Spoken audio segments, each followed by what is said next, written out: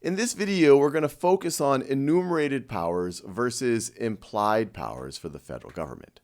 Enumerated just means powers that have been made explicit, that are clear, that have been enumerated, that have been listed someplace, while implied powers are ones that maybe aren't as clear. Maybe they haven't been explicitly listed, but they are assumed because of certain wording or just in order to do the enumerated powers. And this is a really important concept because in any federal system where you have multiple layers, you have the federal government, you have the state governments, and of course you also have the local governments. But this idea of what powers go to the federal government versus the state government is a super important one. And it's a matter of significant debate, and it has changed over time. So to just get our baseline understanding, let's sample some of the enumerated powers to the federal government inside of the United States Constitution. So this right over here is Article 1, Section 8 of the United States Constitution. I'm not going to read it in its entirety. We'll focus on some of these powers in more detail in other videos, but I will sample it and focus on some of the clauses that have been especially cited and have been especially relevant to the world that we live in. So just a sample. So the Congress shall have the power to lay and collect taxes, duties, imposts, and excises. So these are very clear enumerated powers. It's listing what the Congress has the power to do. The Congress can borrow money on the credit of the United States. Once again, a very clear enumerated power. To regulate commerce with foreign nations and among the several states and with the Indian tribes.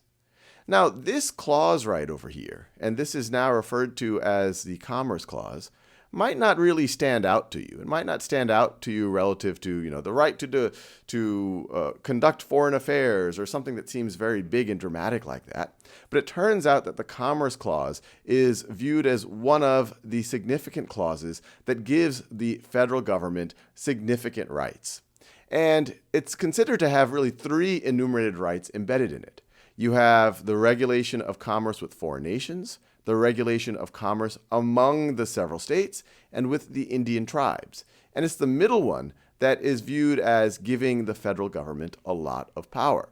Because even though it might seem, okay, well, we're just talking about commerce between states, it's been used to justify things like federal drug laws.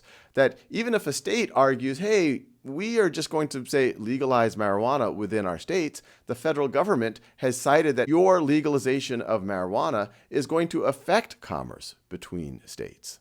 And we'll go into more depth in that in future videos. But the Commerce Clause is a key enumerated right that's given in the Constitution that is viewed as giving the federal government fairly broad authority. But let's continue. To establish a uniform rule of naturalization. Who becomes an American? Uniform laws on the subject of bankruptcy. Keep going.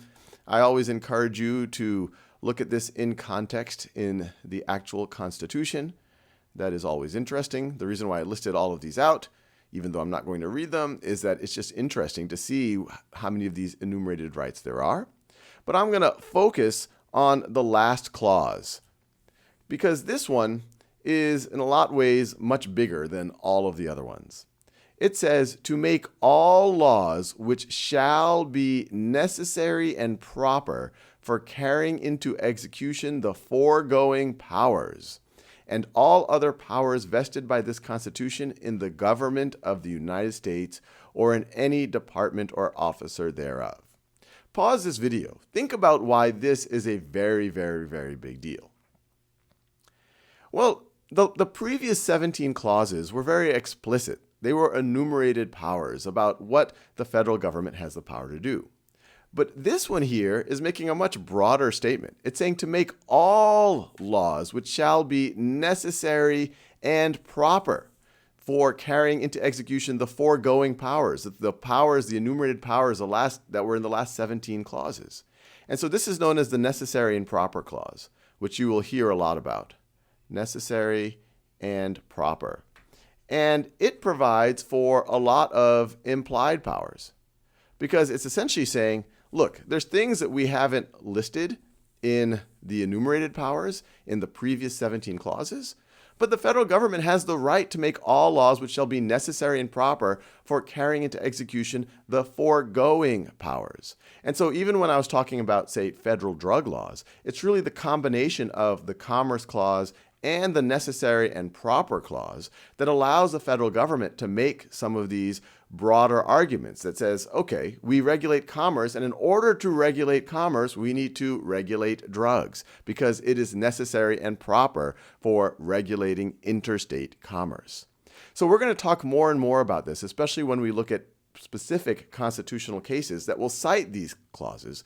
But it's really important to appreciate what enumerated powers are, what implied powers are, which the necessary and proper clause gives a lot of, and the anti-federalists really did not like this 18th clause.